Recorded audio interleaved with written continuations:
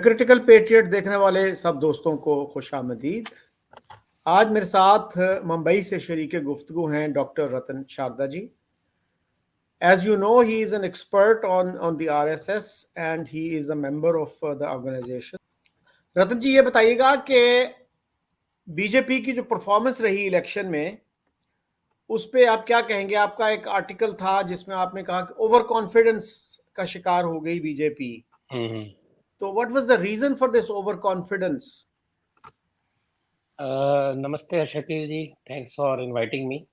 और जहाँ तक कॉन्फिडेंस का कारण क्या, देखिए 10 साल लगातार विजय और फतेह हासिल करने के बाद में कार्यकर्ता जो नई पीढ़ी के हैं, जिन्होंने कभी बीजेपी के ऐसे दिन देखे नहीं जब वो 2 ही सीट से उन्होंने काम शुरू किया और संघर्ष करके यहाँ तक पहुँचे, तो उनको लगा सब बढ़िया ही है, मोदी जी की छत्र छाया में सब चल रहा है, उनके कंधे पे सवार होके हम कह देंगे भाई जीत गए।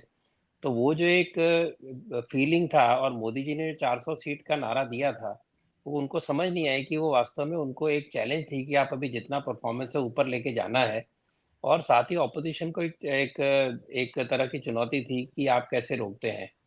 तो ऑपोजिशन भी उसमें उलझी, 400 कैसे आएंगे, और उसी प्रकार कार्यकर्ता ने उसको अलग तरीके से लिया, जबकि मोदी जी ने बार बार कहा था कि आप गलियों में जाओ, आप लोगों को मिलो, लोगों को हमारी सरकार की जो बातें हैं समझाओ क्या हमने किया है। और एमपीज़ को भी कहा था कि जाके लोगों से संपर्क करो, बताओ हमने क्या किया है। तो उसकी आवश्यकता नहीं लगी, क्योंकि इन्होंने कभी इस तरह का संघर्ष के दिन देखे नहीं। वो मुख्य रूप से ओवर कॉन्फिडेंस का कारण बना, ऐसा मैं मानता हूँ। अच्छा, मेरे एक दोस्त हैं, इधर नासिक में रहते हैं। वो उनका मुझे आया मैसेज, वो था कि जी दो रीजंस थी, अनएम्प्लॉयमेंट और करप्शन, कि जो बीजेपी की परफॉर्मेंस इतनी अच्छी नहीं रही। तो इसको कैसे देखते हैं आप? देखिए, मैं नहीं मानता हूँ। जहाँ तक करप्शन की बात है, सब जानते हैं कि मोदी जी के राज में करप्शन कम हुआ है, स्पेशली केंद्रीय स्तर पर, जहाँ टॉप पे लगभग समाप्त हो गया है। और इंडस्ट्रियलिस्ट भी स्पष्ट कहते हैं कि हमें किसी प्रकार का घूस देकर अपने काम नहीं करवाने पड़ते, फाइलें सीधा चलती हैं। तो अभी उसके बाद जो नीचे का स्तर है, नेचुरली जब इतने साल करप्ट लोगों ने राज किया है, जितने साल अफसरों ने अपनी मनमानी की है, वो इतनी जल्दी तो नहीं सुधरेंगे। उसके लिए और समय लगेगा। मोदी जी ने अभी भी कहा है कि ये तो हमें नष्ट करना है। अभी कितना कर पाते हैं, नहीं कर पाते, क्योंकि करप्शन तो लोगों एक मनुष्यों की सोच में ही है। आप देख लीजिए कब से करप्शन चले आ रहे हैं। मतलब मैं बहुत सैकड़ों साल पहले की बात करता हूँ, वो मॉरल करप्शन से शुरू होता है। लेकिन मोदी जी के ज़माने में करप्शन बढ़ा, ये मैं नहीं मानता हूँ बिल्कुल, क्योंकि केंद्रीय स्तर पे तो बिल्कुल इसके ऊपर कोई उँगली उठा ही नहीं सकता, या मोदी जी सीधा काम करते हैं। अभी जहाँ तक अनएम्प्लॉयमेंट का सवाल है, अभी ये बात समझाना तो बीजेपी का काम था कि बाकी देशों के मुकाबले अनएम्प्लॉयमेंट कम हुई है।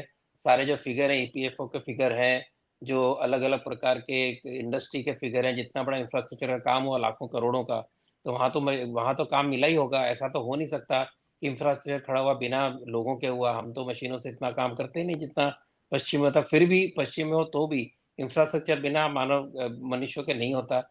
इसी प्रकार अगर मैन्युफैक्चरिंग बढ़ी है, भारत आज मोबाइल मैन्युफैक्चरिंग में दुनिया का नंबर 2 बना है, चाहे असेंबल ही कर रहा है इस समय।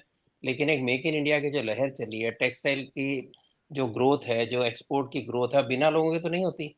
तो इसलिए एक ओवरऑल जो पॉपुलेशन बढ़ी है, उसके कारण अनएम्प्लॉयमेंट वाले लोग होंगे। लेकिन जो मैंने देखा है अर्बन एरिया में, unemployment is out of choice in the sense कि जो तरुण निकलता है उसको सरकारी नौकरी चाहिए, उसको अपनी मर्जी की नौकरी चाहिए। कि मैं भी नौकरियां देता रहा हूँ अपने कंपनी के अंदर, और अपनी मर्जी की नौकरी चाहिए। वो एक बहुत बड़ा कारण शहरों में होता है।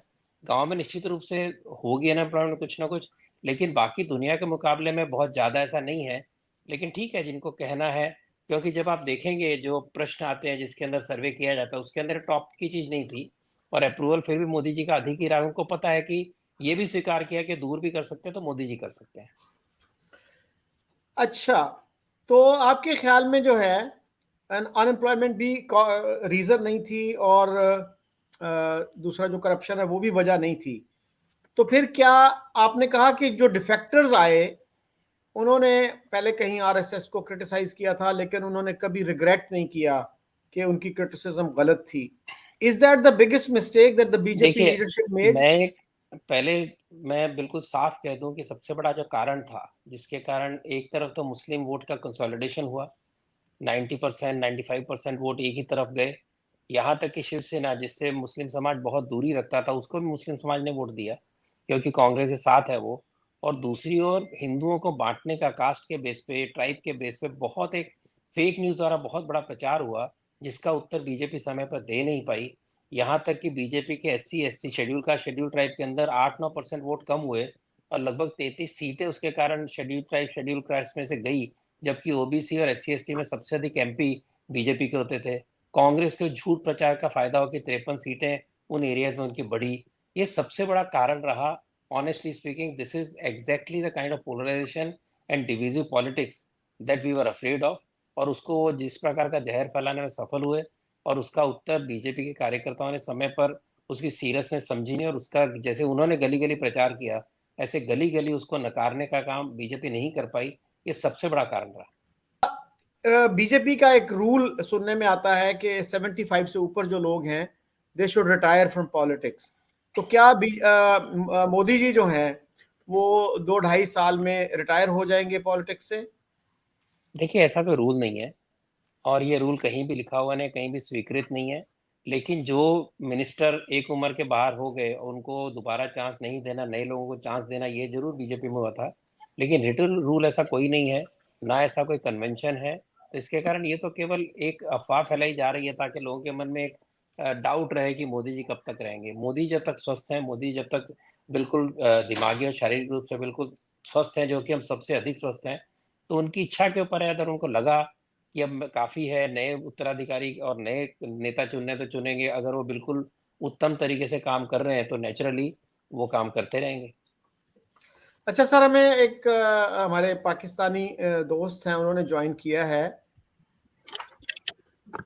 सरदार साहब, अस्सलाम वालेकुम वालेकुम अस्सलाम, sir. Welcome to the show.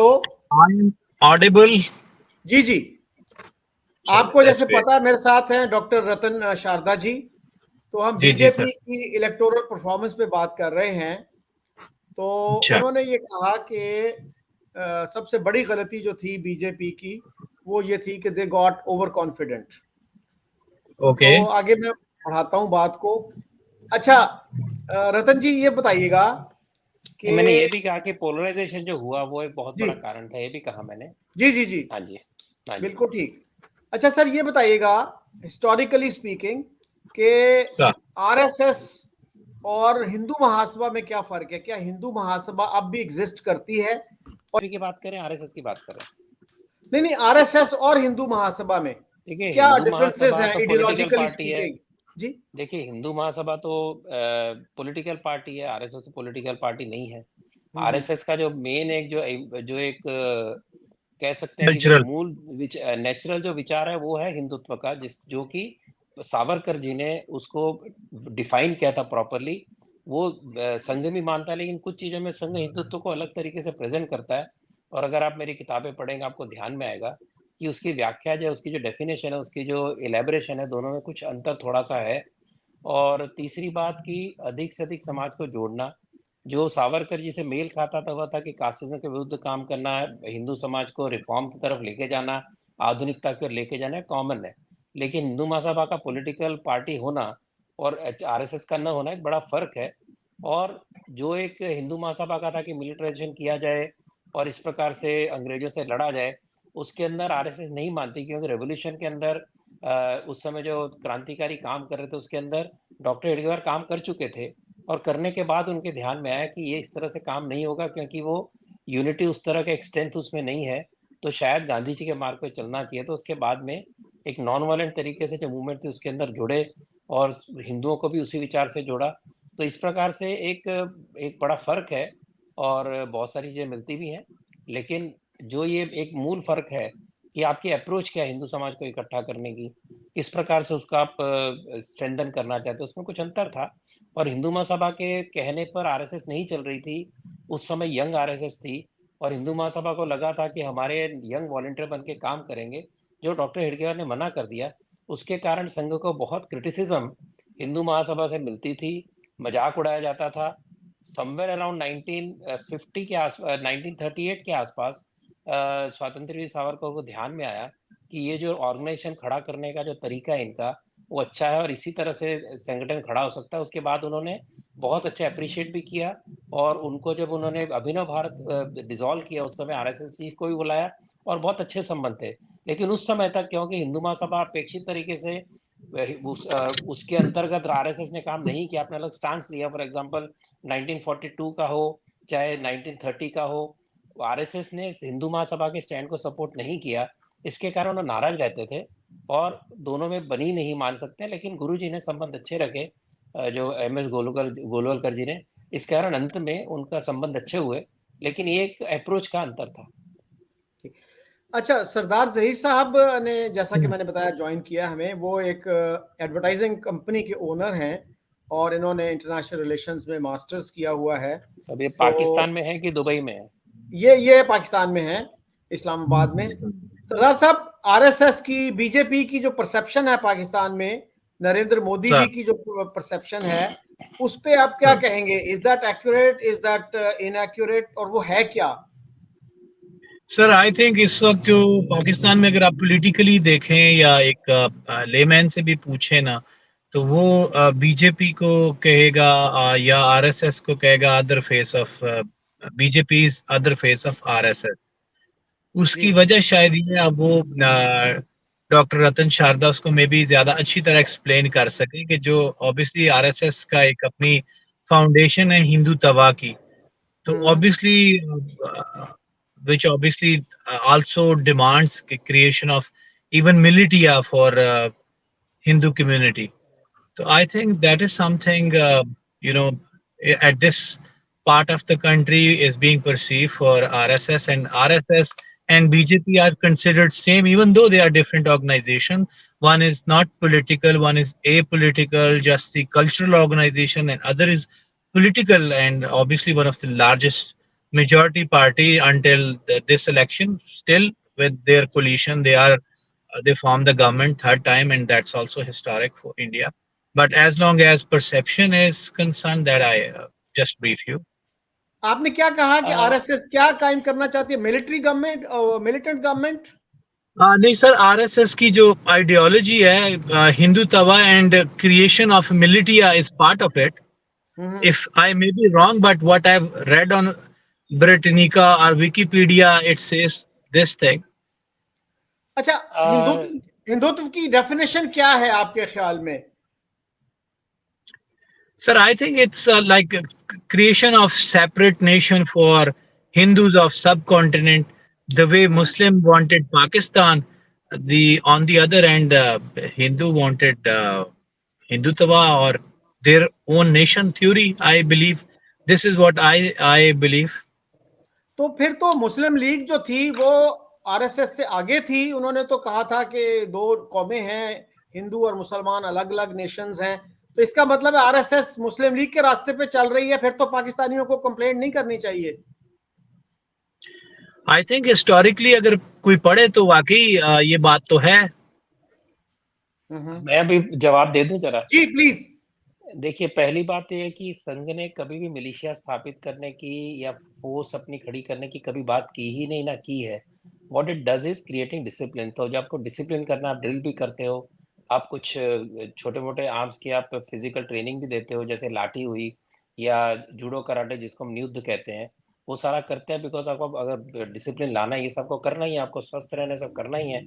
अगर आप ताइको वोंडो या जुत्सु खेलने जाते हैं तो आपको कोई नहीं कहता कि आप किसी को मारने के लिए सीख रहे हो क्या। तो किसी को मारने के लिए नहीं सीखते, अपना आत्मबल, अपनी इनर स्ट्रेंथ बढ़ाने के लिए, डिसिप्लिन बढ़ाने के लिए किया जाता है। तो पहली बात तो मिलिशिया का तो कहीं नामो निशान नहीं है। अभी ब्रिटेन मैंने का क्या लिखता है क्या नहीं लिखता आपको पता है, हमारे हाथ में है नहीं।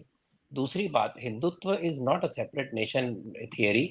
हिंदुत्व इज बेसिकली हिंदूनेस और the culture and tradition of this geographical part of Bharat, where we follow certain ideologies, certain philosophy, I would say ideology, which is the temper of this people of this nation.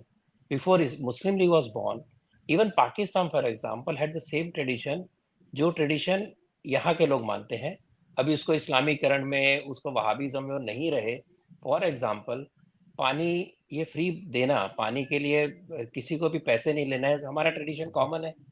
Nature की respect करना हमारा tradition common है। अगर आपके यहाँ सूफी संत खड़े हुए जो केवल सारी दुनिया में कहीं नहीं केवल हिंदुस्तान में है, पुराने और नए में, तो वो क्यों खड़े हैं कि हम चाहते हैं कि सिंक्रेटिक ट्रेडिशन हो। तो इस्लाम को यहाँ स्वीकार करने के लिए, भारत के अंदर जगह बनाने के लिए ऐसी इमेज बनानी पड़ी कि हम एक्सक्लूसिविस्ट नहीं है। हम नहीं कहते कि माय वे और हाईवे, हम नहीं कहते कि हमारे साथ नहीं रहेगा कोई तो उसको जीने का हक नहीं है, सेकंड क्लास सिटीजन है। ये सूफियों ने प्रचार किया और लोगों को मुस्लिम बनाया, जो कि वो हिंदुत्व की आइडिया उन्होंने उठाई क्योंकि उनको पता था इसके बिना हम उनको साथ में नहीं ले सकते। तो ये जो सिंक्रेटिज्म है वो भी हमारी कॉमन एक हेरिटेज है। यदि आप देखें कि एक साइंटिफिक टेम्पर और लोगों को नेचर के साथ रहने की आदत, वो जब हिंदुस्तान एक था, अखंड था, तब भी थी। और एक जो नेचर का एक जो इस्लामिक स्वभाव था कि नेचर को खुदा ने आपके लिए यूज करने के लिए दिया, उसको एक्सप्लॉइट करो, वो हिंदू का विचार नहीं था।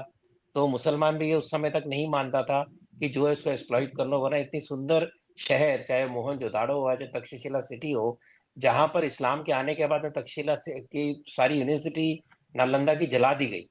ये ओरिजिनल थॉट तो नहीं था ना पाकिस्तान के रहने वाले।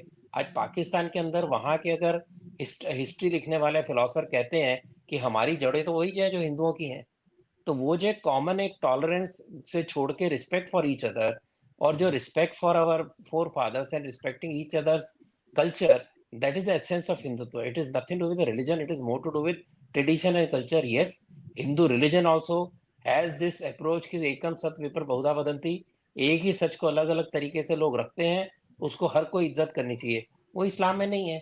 वो इस्लाम के आने के बाद वहाँ के जो बाशिंदे थे उसको धीरे धीरे इसमें विचारों में आए, लेकिन जैसे मैंने कहा सूफी लोगों को स्वीकार करना पड़ा कि हमको ऐसे कोई मार्ग अपनाने पड़ेंगे अगर हिंदुओं को साथ लेना है कि नहीं, आपकी जो हम आपकी भी इज्जत करते हैं, हम भी म्यूजिक चलाते हैं, हम भी सबको एक मानते हैं। ये उसी में से आया था। वरना दुनिया में कहीं भी सूफी आपको दिखते नहीं है, कव्वाली कहीं दिखती नहीं जो कि इस्लाम के अगेंस्ट है। क्यों है? क्योंकि संगीत हमारे शरीर का हमारा भाग है, हमारे जीवन का।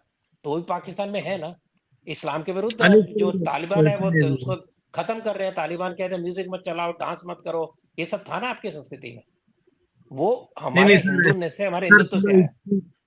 सर हिस्ट्री में ना देखें आप, जिस वक्त आरएसएस क्रिएट होती, आप उस वक्त को भी देखें कि उस वक्त कांग्रेस जो थी वो सपोर्ट कर रही थी मुस्लिम्स ऑफ इंडिया को। जो मूवमेंट चलाई थी उन्होंने, तहफ़्फ़ुज़ खिलाफत मूवमेंट सल्तनत उस्मानिया के लिए, आरएसएस ऑब्वियसली उसके अगेंस्ट क्रिएट हुई। हालांकि वो भी तो आपस में उस वक्त, I think that was the point when Congress and Muslim league were working for some common cause. They were together, and it अभी was आपको RSS. आप आपने खिलाफत की बात छेड़ी है, तो एक बात आपको बता दूं कि Yeah. जिन्ना खिलाफत के अगेंस्ट थे वो मॉडर्न मुस्लिम थे। उन्होंने बार बार गांधी को कहा ये दकियानुसी मौलाओं के चक्कर में मत पड़ो, और सर मैं जिना इसीलिए देखें आप, मैं नहीं, एक फिलहाल मिनट जो बात बात पूरी करने दीजिए। नहीं, मैं बात पूरी कर जी रहा जी, हूँ ना। खिलाफत अच्छा sir, was the very actually became the base for partition, क्योंकि मुसलमानों को ध्यान में आया कि हम वायलेंस के साथ में कांग्रेस को झुका सकते हैं। क्योंकि खिलाफत आंदोलन टर्की का था, हिंदुस्तान का तो नहीं था। खिलाफत का वायलेंस कहाँ हुआ? केरल में हुआ, पाकिस्तान में तो नहीं हुआ। और उसके ऊपर कांग्रेस को लगा कि हम इनको साथ में लेके हम ये इनको फ्रीडम के लिए मना सकते हैं।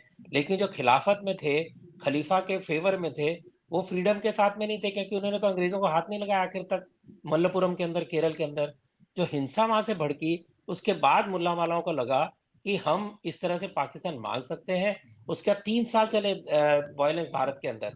एक पैक्ट हुआ कि भैया बस करो, और उसके बाद में एक तरह से वो बात मनवाई गई। लेकिन जिन्ना उसके बाद में छोड़ के उन्होंने कहना शुरू किया कि पाकिस्तान चाहिए हमें। उसके पहले जिन्ना न पाकिस्तान की बात करते थे, और उसकी जो मार पड़ी जिस प्रकार से जिया के आने का जो पाकिस्तान का खुलापन था, वो इस्लाम के एक जो तालिबानिजेशन हुआ, उसके कारण आज पाकिस्तान का आप हाल देख रहे हैं। उसी प्रकार से यहाँ पर अगर मॉडर्न मुस्लिम को साथ देती कांग्रेस, आज वहाँ भारत के अंदर वो पोजीशन ना होती कि मुल्ला मौलाना रोते रहेंगे, बोलेंगे हमको ये नहीं मिला, वो नहीं मिला, अपने लोगों को भड़काते रहेंगे, rather than joining the main stream और उनको एजुकेट करें, उनको मॉडर्नाइज करें। उसके अगेंस्ट है वो। तो इसकी जड़ जो है ना, वो 1920 के आंदोलन में, जिसमें आरएसएस नहीं था। RSS was born in 1925। आपकी जानकारी के लिए, खिलाफत था 1920, और आरएसएस के फाउंडर उस समय जेल में गए थे। उन्होंने गांधी को कहा कि आप मॉडर्न मुस्लिम छोड़ के दकियानी से मुसलमान क्यों जा रहे हो? आपके पास इतने मॉडर्न मुस्लिम हैं, जो आपके साथ खड़े होने को तैयार हैं, जो मॉडर्न व्यू पॉइंट रखते हैं, गांधी जी का जवाब नहीं था। वो सारे होने के बाद में कांग्रेस के साथ में फुल फ्रीडम का रेजोल्यूशन पास करने के बाद में डॉक्टर जी ने सोचा कि पॉलिटिक्स से काम नहीं होगा, और इस सारे जो प्रॉब्लम की जड़ है कि हिंदू यूनाइटेड नहीं है, हिंदू कास्ट पे बटा हुआ है, हिंदू रीजनलिज्म पे बस बटा हुआ है, पहले उसको एक करेंगे तो बाकी सारी चीजें सॉल्व होंगी। तो it was a movement to unite Hindus, not against anybody.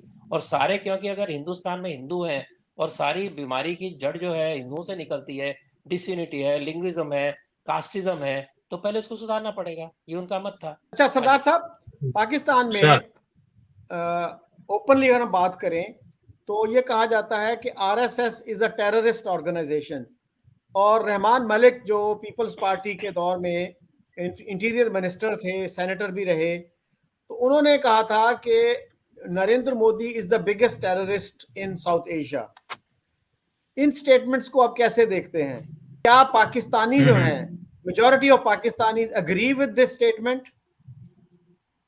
Sir, I think even before that, I think Butcher of India was not, this was not a slogan created by Pakistanis. Butcher of India or Butcher of Gujarat? Butcher of Gujarat, to be precise, yes. Hmm. Political rhetoric तो sir कोई भी हो सकता है, देखिए उसमें कभी भी सबूत के बिना पे तो कोई बात नहीं करता। उधर से भी कहा जाता है पाकिस्तान से आगे दहशतगर्द, और पाकिस्तान में जब भी आते हैं लोग तो हमारे अनफॉर्चुनेटली कहीं भी अगर कोई इंडिया में भी मरता है तो इंसान मरता है, पाकिस्तान में भी मरता है तो इंसान मरता है। तो दहशतगर्द एक तो मेरा ख्याल है दोनों मुल्कों को थोड़ा मिच्योर होना पड़ेगा कि दहशतगर्द कहीं से आते नहीं है, वो वहीं पे क्रिएट हो सकते हैं और वो दोनों मुल्कों के खिलाफ है। वो पाकिस्तान के भी उतना ही खिलाफ है, इंडिया के भी उतना ही खिलाफ है। अच्छा, मैं अभी जवाब दूं उसमें इसका। सरदार साहब, उसमें गुजारिश मैं करूं कि पाकिस्तान में जब ये कहा जाता है कि Narendra Modi is a murderer, तो याहिया खान के बारे में कोई नहीं कहता कि ही वाज अ मर्डरर। तो आपके ख्याल में नहीं सर, मोदी जी ने क्यों नहीं कितने कहते लोग सर? अभी मारे आप और देखें, याहिया खान ने कितने लोग मारे, क्या अंदाजा है आपका? सर आई थिंक जेल में बैठा हमारा प्राइम मिनिस्टर जो है उसकी लेटेस्ट ट्वीट यही है। ऑब्वियसली कहीं अगर अपनी कोई गलती है तो वो कहीं ना कहीं तो माननी पड़ेगी कि गलती हर जगह से, अगर पाकिस्तान के अंदर से गलती है नहीं तो हम देखिए, उसको किस तरह की ओर पे ब्लेम कर सकते हैं? नहीं नॉर्मलाइज ना करें पाकिस्तान का बिहेवियर। मैं देखिए, जितने भी टेररिस्ट पकड़े गए उनके पास पाकिस्तान की आइडेंटिटीज है। यहाँ तक कि जो कारगिल की वॉर में पकड़े गए थे फौजी या मारे गए थे, पाकिस्तान को लेने से इनकार कर दिया। क्या इज्जत रखी उन्होंने मिलिट्री की? कोई ऐसा नहीं करता। अगर आपने वॉर की है, आपने अपने बंदे भेजे हैं in the guise of civil, civils, but when they find that they have got identity of Pakistan, they are members of the military, आप उनकी उनकी इतनी बेइज्जती करेंगे, बोलेंगे हमारा नहीं है, और हिंदुस्तानी फौज उनको इज्जत के साथ दफन करेगी। जहां तक सवाल है टेररिज्म का या ये टेररिस्ट होने का, मुझे ये बताइए कि पाकिस्तान के अंदर 20% माइनॉरिटी थी, आज उनकी संख्या क्या रह गई है? 3 लड़कियां सिख, क्रिश्चियन या हिंदू रोज किडनैप होती हैं। उनको माइनर माइनर लड़कियों को वहां पर उठाया जाता है, उनको कन्वर्ट किया जाता है, उनकी शादी जबरदस्ती की जाती है, और कोर्ट बोलता है आपने क्या करे तो मुसलमान बन गए। क्या हिंदुस्तान में ऐसा कभी हुआ है? एक किस्सा नहीं है। एक मुझे बता दीजिए जहां मेरा ऐसी जबरदस्ती हुआ है। एक मिनट, एक मिनट, देखिए, बात पूरी करने दीजिए। आपने बहुत अगर आप बहुत एक तीखी बात की, मुझे जवाब देना पड़ेगा। और ये दूसरी बात की दे माइनॉरिटी के लिए देंगे। किसी ने दिखाई है कि हमने गलत किया, जिसने किया उसका खून कर दिया गया। ठीक है, जिसने हिंदू और सिखों की लड़कियों के बेइज्जती होती है उनके लिए जो खड़ा रहा, उसका खून हो गया। जहां तक बुच्चर का सवाल है, मजेदार बात है कि जिसने मोदी जी को बुच्चर ऑफ गुजरात कहा, वो सारे के सारों के विचार और पाकिस्तानियों के विचार मिलते हैं। वही लोग हैं जो कहते हैं कि पाकिस्तान से किसी भी हालत में समझौता कर लो, अटैक हो तो भी समझौता कर लो। जो ये अप्रोच है, और अगर मोदी को हटाना तो पाकिस्तान को बोलो तुम हमें मदद करो, वो वही ग्रुप है जो कह रहे हैं कि बुचर ऑफ इंडिया था। सुप्रीम कोर्ट ने कह दिया कोई इसमें गुनाह नहीं है, सुप्रीम कोर्ट ने कहा कि मोदी जी का कोई हाथ नहीं है, लेकिन नैरेटिव वही रहा। तो ये तो समस्या मीडिया की ट्विस्ट करने की है। भाई पाकिस्तानी उसको मानेंगे, उनके स्वभाव में है, उनको यही सिखाया गया है कि हिंदुस्तान तो हमेशा से पाकिस्तान के विरोधी रहा है। लेकिन वॉर किसने हर बार शुरू की? बांग्लादेश के अंदर 30 लाख लोगों का कत्ल किसने किया? पाकिस्तान के अंदर लाखों की तादाद में हिंदू औरतों और आदमी के साथ अत्याचार हुए, लुंगी खोल खोल के देख के मारा गया, और उनके वो सारा जो था उसको इतिहास को भूल नहीं सकते ना आप। क्या हिंदुस्तान ने कभी भी ऐसा किया है क्या? अगर कोई इलाका जीता देखिए भी और कभी किसी आप इतना मिसबिहेव किया है क्या? तो ये जो आप है ना, इसलिए मेरे ख्याल सोच के से वर्ड यूज करिए। मेरा इतना ही कहना है कि आप देखिए क्या इतना होता है कि आप आइडियलाइज ना एक करें रतन साहब, किसको आप आइडियल इतना आइडियलाइज ना करें। देखें अगर नहीं इंडिया बता कोई दीजिए रोल नहीं मुझे। प्ले कर रहा, अभी गार्डियन की रिपोर्ट आप पढ़ लें, मैं नहीं कह रहा हूं, ये चंद हफ्तों पहले की बात है। On what ground India is using its resources in other country and assassinating people that on their target list? अरे टेररिज्म की फैक्ट्री किसको कहती है दुनिया? ठीक है। जिसको भी कहें, और हमें जिनको अगर मारा, कहते हैं तो वो फिर जिनको मारा टेररिस्ट नहीं थे आप क्या? इसकी वो जस्टिफाई गुंडे कर नहीं रहे थे हैं, क्या? आप इसकी किस तरह उन्होंने जस्टिफाई, आप नेचुरली, एक एक्स्ट्रा अगर जुडिशियल अगर आप किलिंग को कहेंगे, कैसे जस्टिफाई कर सकते हैं? नहीं आप एक जरा, एक्स्ट्रा जुडिशियल किलिंग को नहीं किसी और मुझे नहीं मुल्क में पता कैसे हिंदुस्तान के मारा जस्टिफाई नहीं। कर आप सकते हैं? प्रूफ है क्या आपके पास? कोई गार्डियन ने प्रूफ दिया गार्डियन की क्या? स्टोरी है, एक कोई प्रूफ नहीं, आप गार्डियन स्टोरी की है, स्टोरी है, एग्जैक्टली आपकी वो गवर्नमेंट ने स्टोरी है सर। आपकी गवर्नमेंट ने सरदार सू जी, नहीं किया, जहीर आपकी साहब, गवर्नमेंट ने Now, डेफिनेशन का नोटिस नहीं भेजा, यूके क्यों है, भेजेंगे? कोई अगर पाकिस्तान आप नहीं जो है। स्टोरी one, छापते रहेंगे, कोई प्रूफ नहीं है ना, एविडेंस की ना आप कह रहे हैं। आपका कहना है कि आपके घर में आकर वो ओसामा को मार दिया गया, वो सही था, आप लोग तो चुप रह गए। ओसामा को जो घर में घुस के मारा आपके यहाँ पर, वो कह कि अधिक बड़ी ताकत, आप चुप रह गए क्योंकि वहां से पैसा देखिए पैसे चुप रह गए। और अभी आप उंगली उठा रहे हैं हिंदुस्तान पे, आपके गैंग एक दूसरे को मार रहे हैं, बलूचिस्तान के अंदर इतने खून हो रहे हैं, हम चुप हैं, आप पाकिस्तानी को चुप हैं। तो इसलिए आपको नहीं, कहने ऐसा का हक नहीं ही है नहीं कि बनता आप कि चुप हैं कि टेररिस्टों को अगर मारा आप गया है, फंडिंग ना जिसने भी मारा। दें, आप आज फंडिंग ना दें सेपरेटिस्ट को। देखें, अगर पाकिस्तान फंडिंग देना शुरू कर दे आपकी सेपरेटिस्ट मूवमेंट को, तो इट आपको वुड बी वेरी आपको पता डिफिकल्ट ही फॉर नहीं, इंडिया। आपको पता ही नहीं कितने फंड आ रहे हैं भाई साहब, आपको पता अच्छा, नहीं है, आपको आप पता है आइडियलिस्ट तो आप हैं। मुझे बता दें आपका जनाब, किसको फंड बिल्कुल, आप पढ़ पाकिस्तान कर रहे लीजिए। हैं? हम तो तो आप जब ऑलरेडी, हम टेररिस्ट, अपने फाइनेंशियली, इट्स अ देखिए आप फाइनेंशियली टेररिस्ट, क्रम्बल कंट्री, हम किसको आपके पैसे आपके देंगे? आपके टेररिस्ट जो हैं, वो जब उनके जेब से उनके आइडेंटिटी कार्ड निकलते हैं, आपको मुकर जाते हैं। इससे ज्यादा घटियापन क्या हो सकता है आपकी सरकार का कि अपने मिलिट्री के जवानों को इनकार कर देती है और उनको वहां छड़ने देती है। It is up to our military to give them decent burial. ये बहुत अच्छा आपका वो अप्रोच है, आपकी ऐसा कहीं सरकार भी का, नहीं आपका है। नहीं। देखें, आप अरे ऐसा नहीं है जो आप बात कारगिल कर का रहे हैं, इतिहास है, ऐसा नहीं कारगिल है। का देखें इतिहास यहाँ है। पे, देखिए आप एक यहाँ निगेशनिज्म पे में है, एक जहीर मिनट, please, साहब एक मिनट, थोड़ा निगेशनिज्म सा में मैं है। आपको रोकूंगा, जरा सा मैं आपको रोकूंगा। देखिए, जहां तक बात है, अगर कोई मिलिट्री का बंदा कहीं शहीद होता है ना, तो अगर वो पहाड़ की चोटी पे भी उसको जहां दफना के आते हैं, साल में एक दफा उसको 6 बंदे सलाम जरूर करने जाते हैं। तो इस तरह की कोई ऐसी बात नहीं है कि जहां अगर कोई किया तो उसको वो ऑन नहीं करेंगे। पॉलिटिकल शकील चीजें साहब अपनी आपको जगह, लेकिन शकील साहब आपको प्रूफ भेज देंगे, मुझे जरूरत नहीं है, सब जगह आया हुआ है, उसकी पूरी हिस्ट्री है, सारे उसके डॉक्यूमेंटेशन है, देखिए इंडियन वो गवर्नमेंट दे चुकी है, आप ब्यूरल की अपनी फोटो उसमें आ चुकी है। प्रॉब्लम ही तो यहीं पे कृपया आता है ना। आप हाँ, आपको please सिर्फ don't सबूत interrupt. वो नजर आता है जो इंडिया की फेवर में हो, आपको सबूत वो नजर नहीं आता जो पाकिस्तान की फेवर में हो। तो यही तो प्रॉब्लम है, that's why two countries can not sit together. अच्छा, ठीक है ना, एक फिर मत दूसरे को बैठिए साथ प्लीज में। इंटरप्ट ना करें ताकि समझ आए बात ना। जी साहब, जी आप रतन साहब प्लीज, आप कंटिन्यू करें, नहीं मैं मैंने बोल दिया सुनता जो हूँ। बोलना था। मैंने बोलना था बोल दिया। आपने टोका मुझे, कोई बात नहीं, कि मेरा आपसे कोई बैर नहीं है, मैं आपको जानता भी नहीं हूँ। आप एक पाकिस्तानी के नाते पाकिस्तान की साइड ले रहे हैं, मैं समझ सकता हूँ, लेकिन आंख मूंद लेंगे अगर जो भी एविडेंस है, तो उसके लिए मैं कुछ नहीं कर सकता हूँ। तो let us not discuss that where we can not talk. मैंने आपको बोला माइनॉरिटी को लगातार मारा गया, 20% से 3% रह गया, आपका जवाब नहीं था ना। हिंदुस्तान में माइनॉरिटी सर बढ़ी मैं, है। आप मेरा सुनिए मेरी जवाब बात, अभी सुनेंगे खबर तो मैं बोलने दूंगा। दीजिए 1 मिनट। हाँ हाँ, हिंदुस्तान में मुस्लिम आबादी 8% बढ़ी है, 8%। ठीक है, हिंदुओं की कम हुई है, 85 से लेकर 78% पे आई है, और वहां पर वो मजे से रह रहे हैं। हम आपके पाकिस्तान में माइनॉरिटी की आबादी घटी है, लगातार घटी है, और अत्याचार से घटी है, कन्वर्जन से घटी है। उसका जवाब दीजिए मुझे। देखिए कन्वर्जेंस का, अगर आप कोई एक का कोई इंडिविजुअल केस की बात हो, मैं आपको रीसेंट एग्जांपल देता हूँ वायलेंस की। आप बाबरी मस्जिद की जगह जो है मंदिर बनवा देते हैं अपने मुल्क में, दैट इज ओके। आपकी सुप्रीम कोर्ट भी उसको अलाउ करती है, दैट इज ओके। यहाँ पे अगर किसी भी सेक्ट के उस पे अगर कोई एक्शन, कोई मॉब अटैक होता भी है, तो supreme court of the country takes suo motu action and the next day culprits are behind bar. भाई साहब, मंदिर को शौचालय बना दिया आप लोगों ने, टॉयलेट बना दिया, मंदिरों को तोड़ डाला। आप मुझे क्या बता रहे हैं? क्या किधर बता रहे तोड़ हैं आप डाला मुझे? तुमने? आप सर, कोई एक अरे बताए जो तोड़ डाला है। बता दूंगा।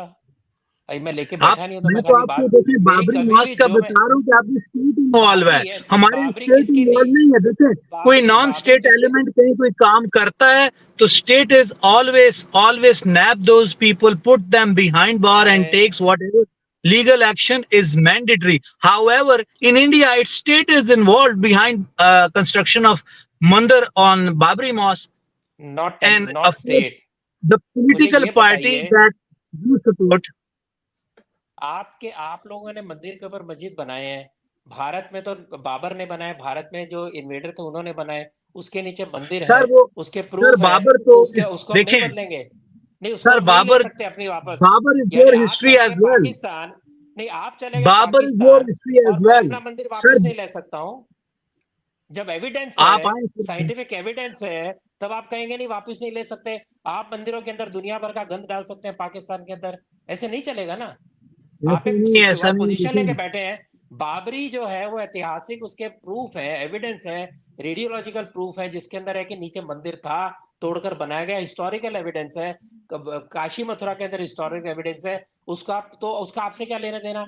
मेरे हिंदुस्तान के अंदर आपको पसंद नहीं था, पाकिस्तान चले गए, ठीक है। मेरे हिंदुस्तान के अंदर मेरे हिंदू मंदिर को, जो टॉप के 3 मंदिर है, उसको सर अगर मैं देखिए अपने आप वापस आप नहीं हिस्टोरिकल करें. एक आप मिनट एक मिनट एक सारे मिनट एक पाकिस्तान नहीं मिनट आए. नहीं नहीं नहीं एक नहीं देर मिनट आर मुस्लिम, कल को there एक are मिनट Muslim कल living in कल India को more than Pakistan's population. There are more कल Muslim in को India than in Pakistan. Exactly फिर आपको वही तो मैं तो कह रहा हूं।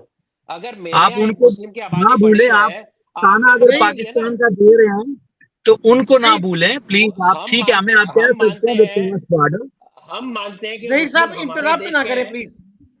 हम ये मानते हैं कि जो मुस्लिम हमारे देश में बाबर की औलाद नहीं है, वो मुगलों की औलाद नहीं है, वो हमारे में से कन्वर्ट हुए हैं। उनका हेरिटेज, उनके फोरफादर वही हैं जो हमारे हैं, तो उनका बाबर से कोई लेना देना नहीं है। अगर अकबर ने या किसी ने अत्याचार किया, अगर हमारे मंदिर तोड़े, उसको हम वापस क्यों नहीं लेंगे। आपको पसंद नहीं था तो पाकिस्तान चले गए ना।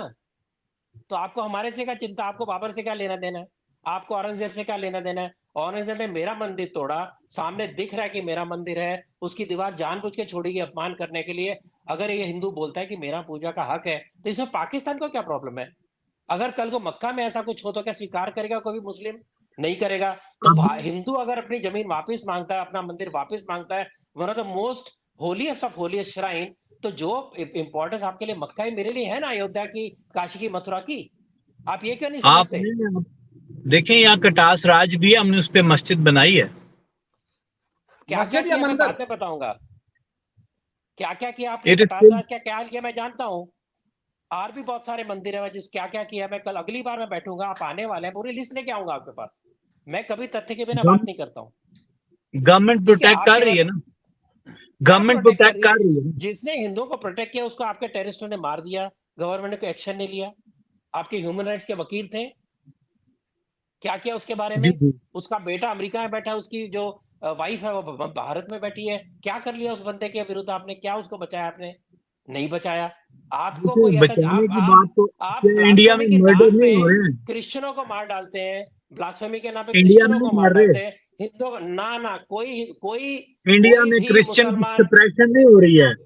नहीं आप हो मुझे रही है, बताएं, नहीं हो आबादी रही. उनकी बढ़ रही है। क्या मुस्लिम बता की रहे हैं बताइए सप्रेशन मुझे नहीं आप। हो रही. क्या आप ऐसे हवा में बात करते हैं, मुझे एग्जांपल दीजिए आप। मुस्लिम की सप्रेशन नहीं हो रही. मैं हवा में बात कौन नहीं सी कर, मुझे सप्रेशन आप हो रही है, बताएं. कौन सी नहीं हो रही. सप्रेशन हो रही है, बताइए मुझे आपके कौन सी पोश सप्रेशन हो रही एरिया है। में, आबादी उनकी आपके बढ़ रही पोश है। एरिया में, मुंबई में आपको नॉन मुस्लिम को वहां पे घर नहीं मिलता एक पोश एरिया में अरे अंटिल ही इज भैया अ ब्राह्मण. कि बड़े पॉश एरिया में मेरी बिल्डिंग के अंदर 4 मुस्लिम फैमिली हैं। क्या बात करते हैं, मैं अच्छे एरिया में रहता हूँ। हर जगह मुस्लिम जो है वहां रहता है। जो गरीब मुस्लिम अपने घरों में रहना चाहता है उसके लिए कौन दोषी है। और जहाँ मुस्लिम मोहल्ला वहां हिंदू को भी नहीं मिलता, ठीक है, स्वभाव है, उससे क्या फर्क पड़ता है। लेकिन मेरी बिल्डिंग में 4 आपको बता रहा हूँ अच्छे घर हैं, अच्छे कीमती घर है, वहां रह रहे हैं, किसी की बिक्री हमने रोकी नहीं है। आप कोई एक समाचार लेके निकलेंगे, वैसे समाचार वो भी कि मुस्लिम इलाके में हिंदू नहीं रह सकता, उनको वहां से हटाया जाता है, खदेड़ा जाता है। मैं जो बात करने बैठा नहीं हूँ, बात कुछ और थी, शकील साहब कह रहे थे, आप कहीं और ले गए। चले आप वो बात कर लें पहले जो आप करना चाह रहे हैं, क्योंकि ऑब्वियसली आप सुनना नहीं चाह रहे हैं नेचुरली जो मैं रियलिटीज तो हैं. जवाब दे आप रहा हूँ, मैं सिर्फ सुन चाह रहा रहे हैं हूँ, कि आपकी बात मैं हम सुन सुन रहा हूँ, लें. मैंने आप आपको जो उत्तर दिया। पाकिस्तान को इल्जाम दें मैंने वो हम चुप होके सुन लें और आपको हम कोई जवाब ना दें तो दैट्स ओके, नो प्रॉब्लम। मैंने आपको बताया मेरी बिल्डिंग के अंदर पिछले 5 साल में 3 नए मुस्लिम परिवार आए हैं। मैंने साइन किए पेपर, मैं चेयरमैन हूँ सोसाइटी का, और क्या बताऊं आपको मैं? कितने ऐसे इसी तरह एग्जांपल दूं अगर आपको? कोई हमारे हिंदू फ्रेंड है हमारे साथ, अगर वो कहीं जॉब करते हैं, हम कहीं उठते खाते पीते हैं, एक यूनिवर्सिटी में पढ़ते हैं, यहाँ भी कोई प्रॉब्लम नहीं है, लेकिन अगर आप उसको ओवर प्रोजेक्ट करें, किसी एक केस को आप पूरे मुझे मुल्क ये पे बताइए, लेबल कर दें, 20% की आबादी 3% कैसे होगी, इसका मुझे आप एक्सप्लेनेशन देंगे? ऐसा नहीं है। आप कहाँ से ये फिगर उठा रहे हैं, कहाँ से ला रहे हैं, कौन आपको दे रहा है ये फिगर? मैंने तो आपकी कोई आपकी हिंदू फिगर अभी है, माइग्रेट आपकी करते फिगर हुए है। नहीं देखा। देखिए इस वक्त जो तो टू बी ऑनेस्ट, मैं इकोनॉमिक रीजन से मैं देखें, इकोनॉमिक रीजन से कोई माइग्रेट देखिए, कर रहा है ना, तो वो तो अरे मेजोरिटी भी कर रही है, मिनॉरिटी भी कर रही है। अरे लेकिन भैया ऐसी लखपति कोई लोग, नहीं किसी को। मैं चलो मैं आपको जी जी बताता प्लीज। हूँ। मैं हाँ इतने हाँ। रिफ्यूजी कैंप में जाऊं जहां पाकिस्तान से भागे हुए हिंदू रहते हैं, जो लखपति थे, जिनके मकान थे, जिनकी दुकानें थी। वो तकलीफ कि मेरी बेटी का क्या होगा, वो सोच के डर के मारे वहां से चुप के भागे हैं। वो उनके सारे रिफ्यूजी कैंप में मैं घूम कर आया हूँ। अब मुझे क्या आपको प्रूफ दूं मैं? और बताइए मुझे। देखिए अच्छा यहाँ जहीर साहब, रिजर्व जहीर साहब ऐसा एक तो नहीं, कोशिश करें कि उनके अपने। इंटरप्ट ना करें एक दूसरे को। अच्छा मैं हाँ अर्ज मैं करूं। सिर्फ सर एक बात कहना चाहूंगा। देखें जो पाकिस्तान की हिंदू कम्युनिटी है, उनके बड़े वोकल लोग हैं, पॉलिटिशियन हैं, असेंबलीज में बैठे हैं, कोई इतना प्रॉब्लम हो तो दे कैन स्पीक लाउडली। और कोई ऐसा नहीं है कि उनके मुंह पे टेपें लगी हुई हैं पाकिस्तान में, या पाकिस्तान में किसी मीडिया पे कहीं कोई जिसको कह लें कि इस हवाले से तो कोई भी कदगन नहीं है। ठीक है हमारे इंटरनल मसाइल की वजह से बहुत सी चीजें होती हैं, लेकिन overall things are, they're not buying, government is not buying channels यहाँ पे एज ए स्ट्रेटजी। प्राइवेट लोगों के अपनी मर्जी से खबर चलाते हैं, मर्जी से चीजें करते हैं। ऐसा नहीं है कि कोई इस तरह की चीज सामने आए और वो छुप जाए। वन ऑफ केसेस होते हैं मेरा जो हमारा टाइम हो सारा। गया, मेरा बाहर, एक्सक्यूज मी, मैंने कहा था 8 बजे मुझे जाना है, तो जी मेरा जी ठीक है सामने अच्छा चलिए। मेरा ऑन मैं लाइव जहीर है। साहब अर्ज करूं। नहीं मैं निकल रहा हूँ मैं। सर, जी सर, मेरा सर। क्योंकि सामने लाइव है 8 बजे का। धन्यवाद। अच्छा जी, चले जी हम जी जहीर ठीक साहब के है साथ जारी रखते हैं। अच्छा सर। जहीर सर साहब। बस मैं भी 15 मिनट हुए। हाँ जी। जी जी। अच्छा जहीर साहब, 2014 में एक एमएनए है, उन्होंने ये कहा था कि 5,000 हिंदू जो है ना हर साल मुल्क छोड़ के जा रहे हैं, और सर गवर्नमेंट की तरफ से कोई उसकी तरदीद नहीं आई। और दूसरी बात यह है कि अहमदियों के साथ क्या सलूक हो रहा है इस वक्त, कितने अहमदी हैं पाकिस्तान में और कितने हैं जो पार्लियामेंट में हैं, क्या उनकी भी कहीं सुनवाई होती है? सर देखें वो अब एक चीज, हमारे मुल्क में कानून बना, आप और मैं उससे जाती तौर पे एग्री करें ना करें, लेकिन जो भी रिप्रेजेंटेटिव ऑफ द कंट्री थे, they made a law and they declared somebody, some sect a minority। और उसके बाद ऑब्वियसली जहाँ जहाँ वो कोई अपना एक बिजनेस कर रहे हैं, कोई कारोबार कर रहे हैं, यहाँ से माइग्रेट हो गए, कोई इंडोनेशिया मलेशिया चली गई है communities, it was up to them. It they should have lived in my opinion tolerance के साथ, जिस तरह दुनिया में हर जगह रहते हैं। बाहर भी हम शायद कम्युनिटीज एक दूसरे के साथ ही रहते हैं। पाकिस्तानी अगर कोई यूके में है तो वो जिस भी सेक्स से बिलोंग करते हैं, जिस भी मिनॉरिटी से बिलोंग करते हैं, but they collectively call themselves Pakistani. If they can coexist there, they can coexist here. If they coexist in UAE, आप हैं, आपके साथ नेक्स्ट डोर कोई पाकिस्तानी होगा तो आपसे पाकिस्तानी ही पूछेंगे। आप ये नहीं पूछेंगे कि हाँ भाई तू वाबी है, शिया है, या हिंदू है, या पारसी है। I think we should mature to that extent now। नहीं, लेकिन आपने कहा ना कि कुछ हमारे पब्लिक रिप्रेजेंटेटिव्स थे, उन्होंने एक लॉ बनाया, तो are you familiar with the concept of unjust laws? कि कुछ लॉज ऐसे भी होते हैं जो अनजस्ट होते हैं और कुछ लॉज होते हैं जो जस्ट लॉज होते हैं। साउथ अफ्रीका में भी कुछ लॉज थे अपार्टाइड के दौर में जो डिस्क्रिमिनेट करते थे ब्लैक्स के खिलाफ। तो ऐसा लॉ जो सिटीजन्स के एक सेक्शन के खिलाफ डिस्क्रिमिनेट करता हो, तो क्या उसको अब जस्ट लॉ कहेंगे? और उसके बाद भी बहुत से पब्लिक रिप्रेजेंटेटिव्स आए ना, उन्होंने क्यों नहीं उसको चेंज कर दिया? और बानी पाकिस्तान जिन्ना साहब ने तो कह दिया था अपनी मशहूर तरीन तकरीर में 11 अगस्त को, you may belong to any religion और कास्ट और creed, that has nothing to do with the business of the state. कि मजहब का रियासत, मैं पूरी बात कर रहा हूँ कि रियासत का मजहब का रियासत के उमूर से कोई ताल्लुक नहीं होगा। और हमने हर चीज में मजहब को घुसेड़ दिया है। तो ये क्या क्या हमारा ये डिपार्चर है उनके विजन से? I totally agree with you on this part. Unfortunately, religion has taken over India में भी इस वक्त सिमिलर प्रॉब्लम है कि वहाँ भी जो अब कहा तो जा रहा है कि जो बीजेपी है उसका मजहब से obviously when RSS says it's not a political party, sorry political organisation, but it's just a cultural organization, but obviously it promotes Hinduism, it's promote a religion. So wherever you impose religion on people, something wrong can be done. Obviously, in Pakistan, Jinnah was wise, Jinnah was visionary, but not everybody along him and after him. And I think we lost track due to this, in my opinion. But still, if there is a law is passed, and somebody declare minority, no problem with it. Minorities do have equal rights in Pakistan. It's still Jinnah's Pakistan. Nothing has changed on that part. Yes, uh, I personally, I am not in favor of religizing everything of state, because even in Islam, state is a very open concept.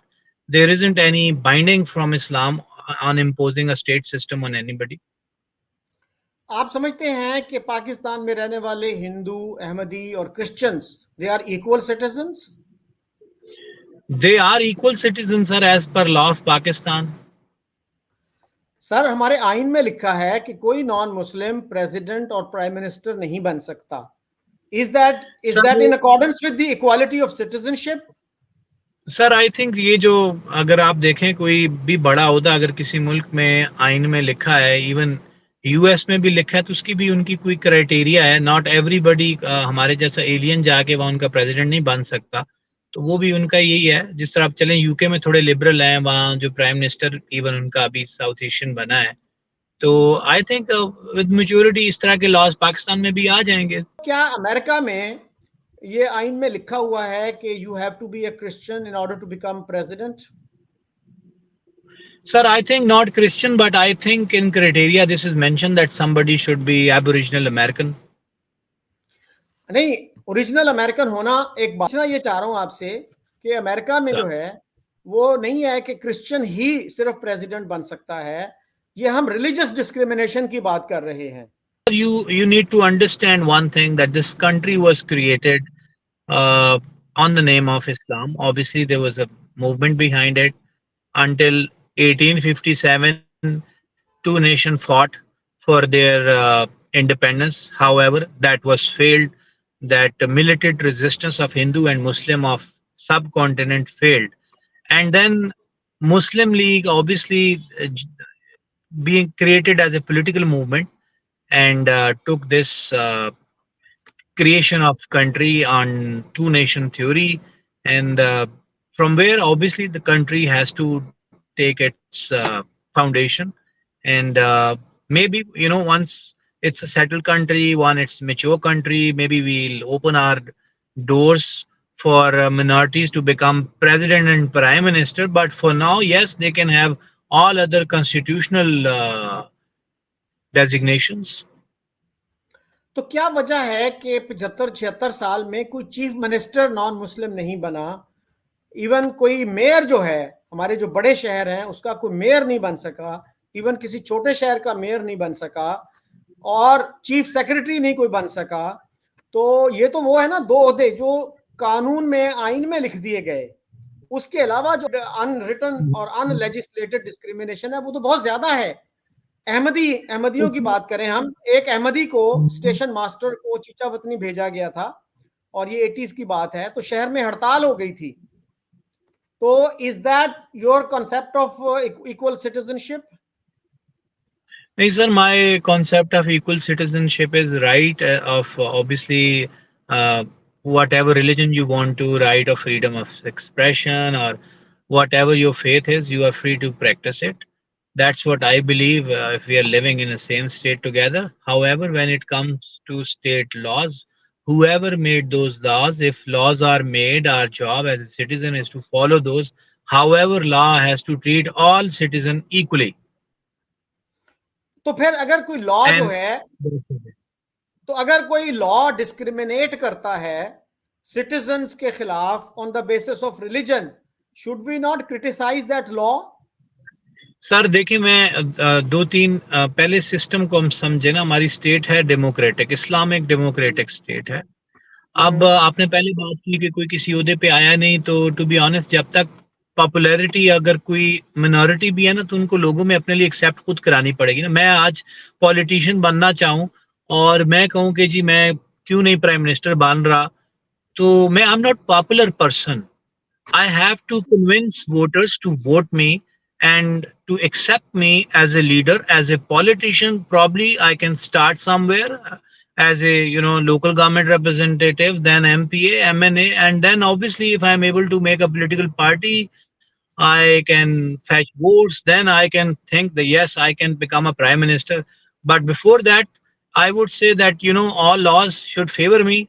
I think there is concept of struggle in every citizenship. In UK, obviously, if there was law or not, but I think people living in UK, those expat, they struggle and they're still struggling and reclaiming their identity by doing some social work or by becoming popular among locals to vote for them. So I think this can be a solution if people want that they should be given. Obviously, if I want to, address some legal issues, I have to be part of the system. So if I have to, lobby somebody who is part of the system to address those issues for me. So it can only be possible by active engagement and involvement in the process of democratic process of this country.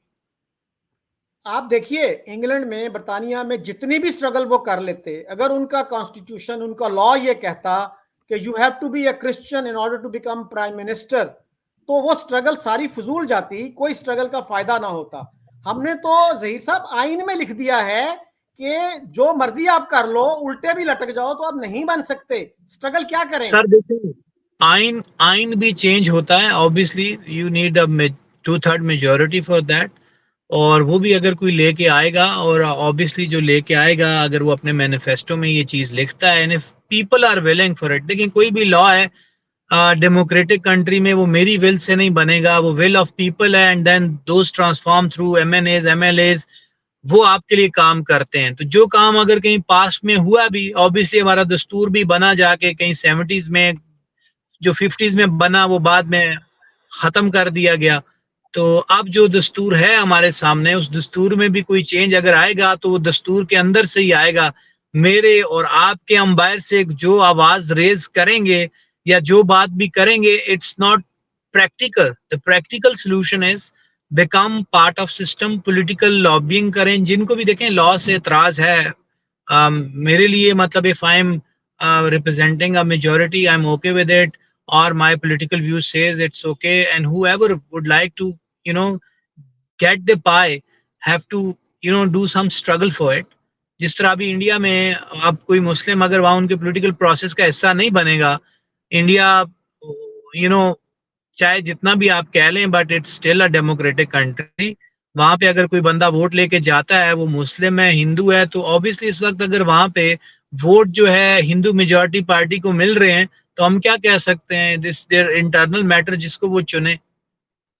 कल को कोई Muslim party इतनी मकबूल हो जाए कि जो हिंदुओं के भी वोट ले सके, तो I don't know how it will work in India.